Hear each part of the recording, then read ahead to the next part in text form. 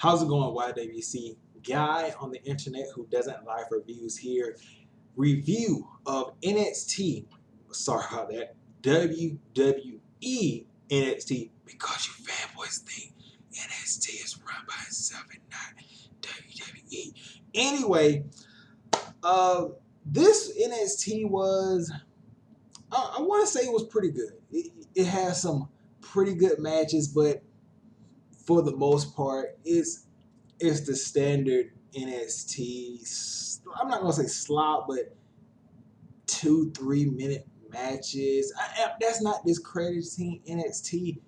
It's just, it seems like sometimes NXT really doesn't change. You could miss a whole month of NXT and nothing really would change or matter. So let's get some things out of the way before we get on to the main show. One, where the fuck is Asuka?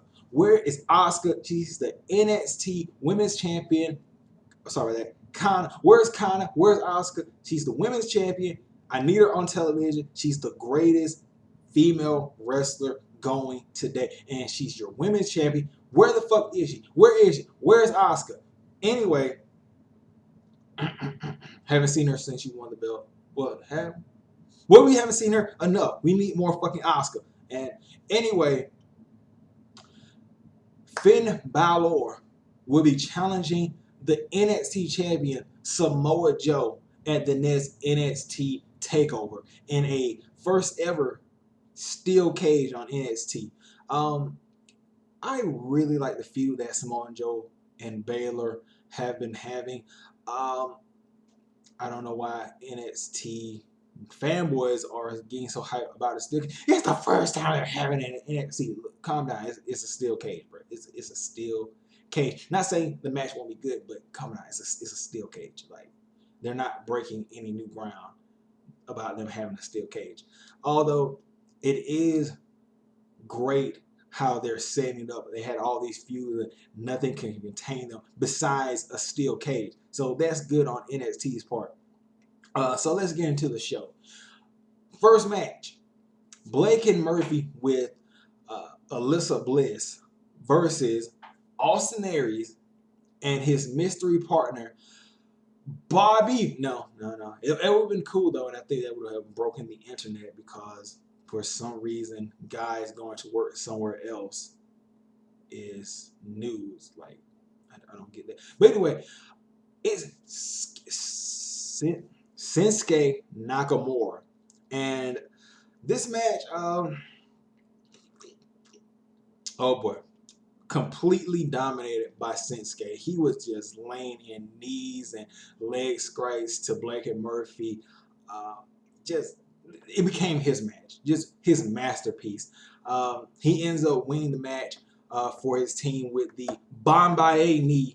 And it was an interesting little thing here that I don't know if a lot of people picked up on. Austin Aries, after Shinsuke hit the reverse exploder suplex on, I think, was it Murphy? I think he hit it on Murphy. And Austin Aries was like, tag me in, bro, tag me in. And Shinsuke just ignored him and then hit the Bombay. And Austin Aries just looking there like, this motherfucker's stealing my shot. I brought him here to, like, help me do this against his tag team, but it's all about me. And if anybody knows the greatest man who ever lived, they know it's all about A-Double. You don't outshine A-Double. You don't do that, especially when he demands a tag in to get the pinfall victory. So NXT, if you're going down the road of Austin Aries versus Shinsuke Nakamura at TakeOver, which I hope you are doing, I can't wait to see it. I can't wait to see it. Then you have the implosion of Blake Murphy and Alyssa Bliss. Alyssa Bliss takes off and leads the two, and then Blake leaves Murphy. I don't know where they're going with this. I guess they might be getting separate gimmicks. Maybe not. I don't know. Then you have a segment with them showcasing Asuka, and they have Hellstorm playing, which I don't know. Maybe they should change Asuka's theme to that Hellstorm song they were playing. It kind of fit her, the mayhem. Then you have a segment with No way, Jose. Why are you here? No way, Jose. Because I'm smiling and dancing and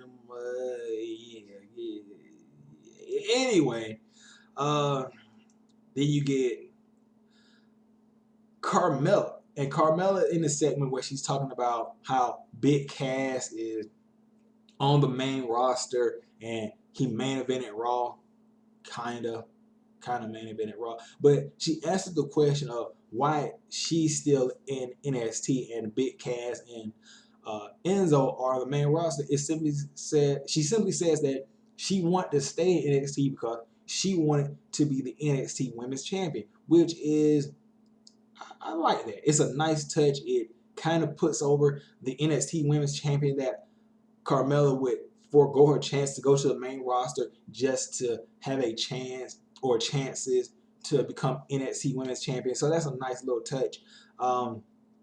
She has a match against Peyton Royce. And before Peyton Royce comes out, it's amazing the transformation of Carmella. When she first started, one of the most hated fucking divas or wrestlers, female wrestlers on NXT. Just everybody booed her, told her shut the fuck up, just hated. I don't know what was the transition. Maybe people love Enzo that much and Big Cass, but now people are cheering. They're saying her catchphrase with her. They're happy to see her. It's amazing what one person either being really popular or the team being real popular can do for somebody else. So that's a nice touch. Peyton Royce comes in. I guess she's taking on this poison ivy type of gimmick. And look, it wasn't a bad match. Peyton Royce got in a couple of good moves with her legs and everything like that. Carmella ends up getting the victory with the triangle. It was just standard fare. It wasn't anything to brag about. It wasn't bad. It wasn't good. It was just a watchable women's match. I really, then you have moving forward.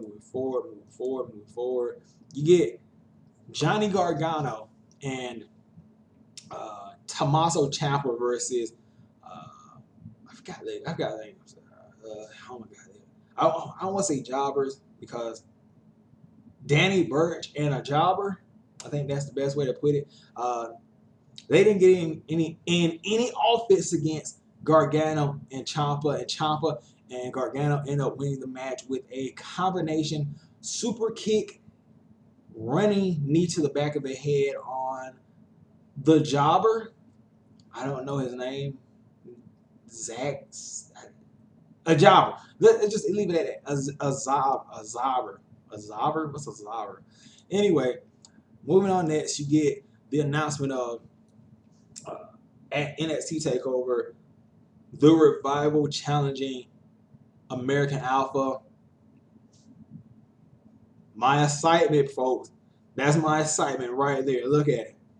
Look at my excitement for the Revival challenging the American Alpha. Oh boy. But then you go from that to perhaps the best women's match of the week. Bayley versus Nia Jax.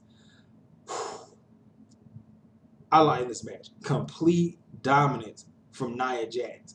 And you got some spurts of offense from Bayley, like in the beginning. She tried to go for the guillotine choke, but then you have the dominance of Jax with just the all-out power game. Bayley gets another spurt of offense where she hits. She goes for like a head scissors through the ropes. Nia Jax counters that into a powerbomb, kind of, but then Bayley gets on the apron and finally hits a hurricanrana. But I think Bayley tries to go for a guillotine choke. Nia Jax's power lifts up Bayley into like a vertical suplex. Bayley comes down and twists her knee or whatever, tweaks her knee.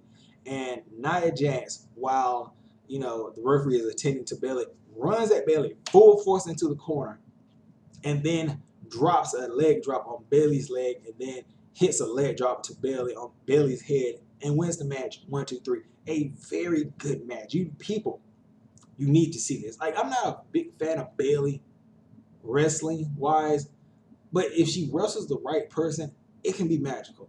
And this match was no exception.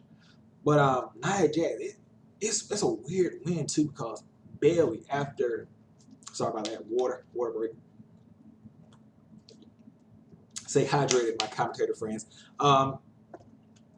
It's weird. It's a weird win for Nia and a weird loss for Bayley, because Bayley, after losing her NXT Women's title to Asuka, I think this is her first match on NXT since then, if I'm not mistaken, and she loses to Nia.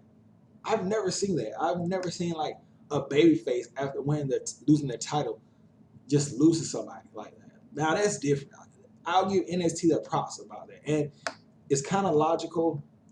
You know, Bayley won over Nia Jax at NXT London, and Nia Jax has been improving. So her getting beat twice by Bayley, it would do nothing for Nia Jax.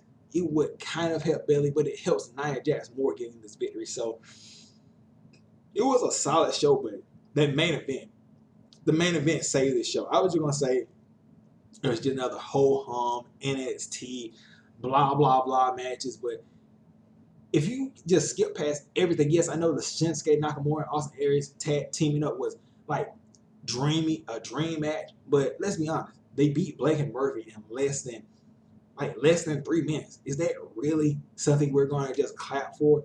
No, it wasn't special. It could have been special. I think Austin Aries versus Nakamura, if they have that planned out, is going to be something fucking special, and I can't wait.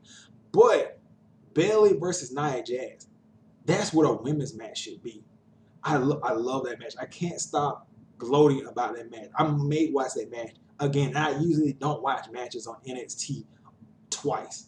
But anyway, if you've seen NXT, tell me think about the show, what you thought about this show for this week. And I guess I'm going to watch Lucha Underground and go ahead and get my week of reviews, and then hopefully later on tonight, me and T-Sean will get together for week of wrestling. So I'll catch you guys later. Peace out, and let me cut this thing off. I'll catch you guys later.